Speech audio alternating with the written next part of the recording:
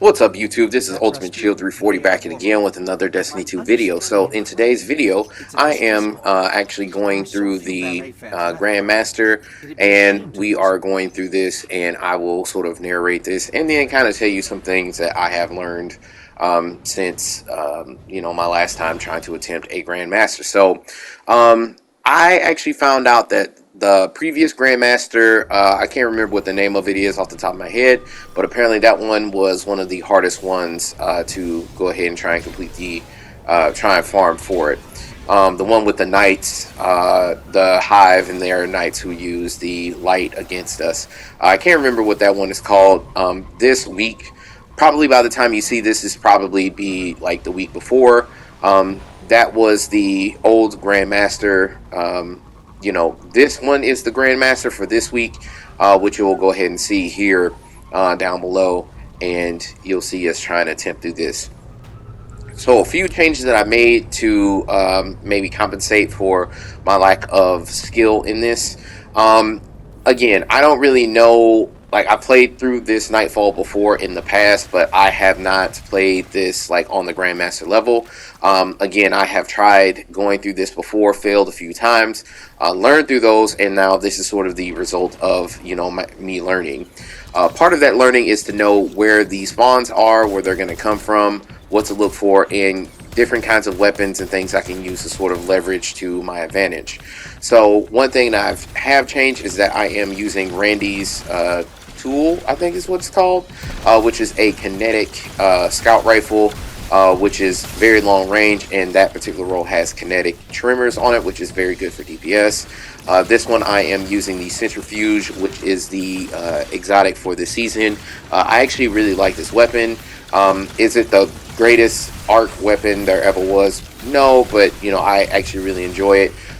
Also, the fact that it does blind in an area actually does very good crowd control, and then it will also stun those, I think it's overloads. I can't remember which of the two. It's either overloads or unstoppables. I can't remember, but it will stun those if you are able to activate the perk. In this particular sense, the three of us were DPSing. We put down those Arc Souls, which adds to our DPS, and then I'm using Randy's tools and then the grenades and everything at my disposal to try and burn those guys down. Now, one other thing that you'll see me do a lot in this, that you'll actually see me switch over to my heavy ammo, which is the machine gun that you see me use here. One of the reasons why I decided to start to use that a little bit more often is because, well, first off, I got better rolls on my machine gun. So that's the first thing. So I get a little bit more damage from them to begin with. But then two, they're supposed to be used for those big, either big boss phases, DPS phases, or in this particular sense, those like pesky champions or specific enemies that we need to burn down as soon as possible. So you see, there's a barrier champion out there below. So of course, I switch over to my auto rifle to break the shield, but then of course switch over to the heavy to attack him and kill down the barrier as fast as we can. Again, the teammates below here are also great. They really know what they're doing. I'm not really sure what kinds of bows that they're using, but whatever bows they're using, it stuns a lot of the champions, which I need to look into myself. In retrospect, I probably could have maybe instead of run this as arc, I could have maybe did my void. I did actually pick up the Le Monarch, which will stun overload. I can't remember. It's either overload or unstoppable. I can't remember.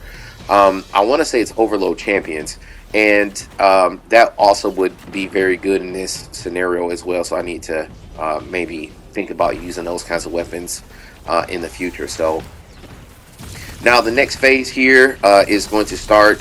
This third dropship comes down. We're going to go ahead and burn through these enemies as soon as we can. And once we get through all of that, we're going to be able to complete the node. And then we'll move on to the next part of the encounter.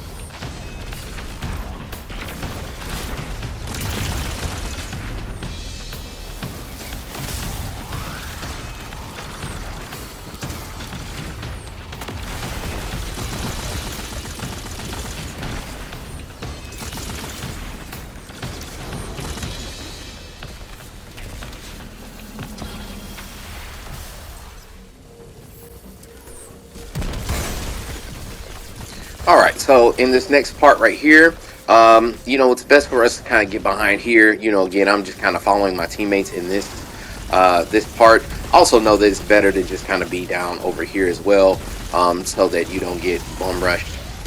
Making sure that you're breaking down those barriers as much and as quickly as possible, and then using whatever you have available to kill those guys. Now, one other thing that I would recommend that if you have your super available for you while you run these Grandmasters, just use it. Like, don't hold on to it like I've been doing. The only reason why I would ever hold on to your super is if you know you're about to clear out the room and you're about to go into, say, like the boss encounter. I would say maybe hold it off on that, and you can just use your regular weapons to burn down the enemies or whatever. I think that might be a good scenario to use it, but otherwise, just use what you have available to you. It's better for you to add clear, use your super to add clear and those kinds of things, so that you can get to the boss encounter, rather than you just dying outright, due to something silly that could have been avoided had you just not been so conservative using your super. So somebody has this guy tied up using Strand. I don't know how he teleported over to the side like that. That's kind of odd.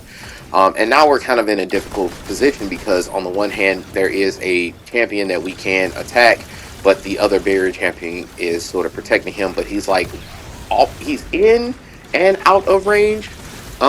So we have to sort of deal with that, and the only way to do that is if somebody takes a risky play, as you saw, and they ran out and destroyed the barrier champion that was protecting him. So he was able to do that, and now we're able to sort of burn down this champion as well. So one thing I would also recommend while we're here, make sure that you're also looking out for any teammates that might have fallen down. Make sure that you're helping to res those guys up as soon as possible, whenever it is safe to do so. Otherwise, because if you fail here, then, if all three of you guys fail, you have to start the encounter from scratch, and those kinds of things. So just be careful and always try and keep your wits about you as much as you possibly can, whenever you go in through this. Now, after we kill this other champion, the next part here, we're going to have to shoot this like light bulb kind of thing. I don't know what it is. But once we kill it, then there will be some ads that will come down that will explode on you whenever they get close enough. Those are actually very deadly as well. Those will one-shot you, so just be careful. And just, again, keep your wits about you and, work with your team to burn down those enemies as fast as you can.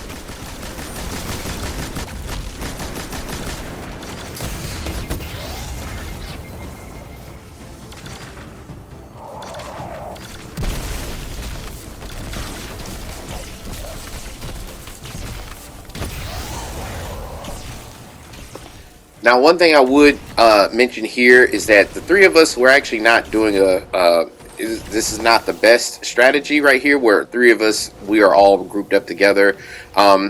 If there was, like, say, one AoE that could have killed all three of us right there, we would have instantly wiped, and that would have been a very frustrating experience. So in the event that you see something like that, just be very, very careful that you don't get caught up. So yeah, we're gonna go ahead and destroy this, and then we're gonna move on to the next area.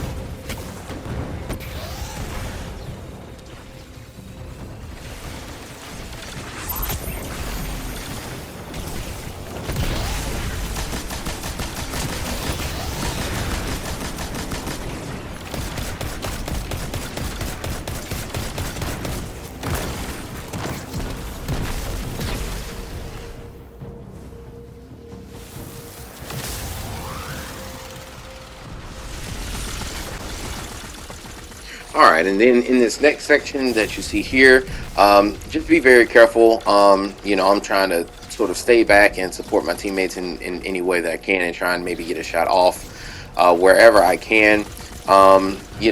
Overloads, those guys that are showing up over there, they will blow up in your face, and you'll sort of wipe right there. So just be careful. And then, just try and use cover to the best of your abilities, and then, use your abilities when you can. Again, to great effect, I am trying trying to use my super to maybe clear some of these ads and things like that. Unfortunately, I did miss most of them, but it's sort of the it's unfortunate, but you can try not to dwell too much on things that you can't control. We're still kind of moving along pretty good. I take out my Randy's tool again. It's a scout rifle. I am able to stun that champion right there. Then we sort of start to fight against the boss, the barrier champion, I should say. Not the boss, the barrier champion, and we're able to clear both of those. Both champions down, and the ads are still coming. So pop my abilities, and then I kind of, again, switch to the weapon that is going to help you out in these situations. So overload, you switch over to this. Then you can go ahead and stun him, and we kind of do that while we burn through him as well as his buddy that's suspended up top. If at any point in time you get the opportunity, of course, focus fire. That's always going to be your best bet for DPS and things like that. And kind of do what you can do to move along as fast as you can. Now, personally, I've also started to learn, maybe lean into different kinds of heavy weapons. I really do like the machine guns. I used to use grenade launchers a lot back before I actually had, got machine guns. And I really enjoy machine guns personally, but I'm starting to try and maybe try other things. Specifically, it's the linear fusion rifles. I actually kind of like those. If you get those precision hits, man, they do a lot of damage. So let me know your thoughts on precision linear fusion rifles. Let me all know what your opinions are on that. I know many of you like rockets and things, and I don't think there's anything wrong with that, but rockets just aren't my favorite thing at this moment, due to if you shoot somebody, or if you shoot at the boss but somebody gets right in front of the rocket as you shoot, you'll blow yourself up, and I really don't like that, and I'm trying to avoid doing that as much as possible. So I'm not a big fan, so I think I'm starting to lean towards linear fusion rifles instead. In this part right here, champions are suspended and CC'd. Use all your heavy ammo and weapons to go ahead and knock these guys down. Make sure to take cover whenever you can, so you don't die recklessly like I have been doing up until this point. But it's good that we have survived up until this point, because now we can pick up this guy, and we, as you can tell in the bottom right hand corner, we have plenty of revives. So we still have 9 revives left, so we're not in any danger of failing the mission due to deaths or anything like that. And because we're going to kill these 2 champions as well, we're going to have more revives back in our pocket for us to help us win the day. Alright, so this is the final boss room. This was a shorter Grandmaster.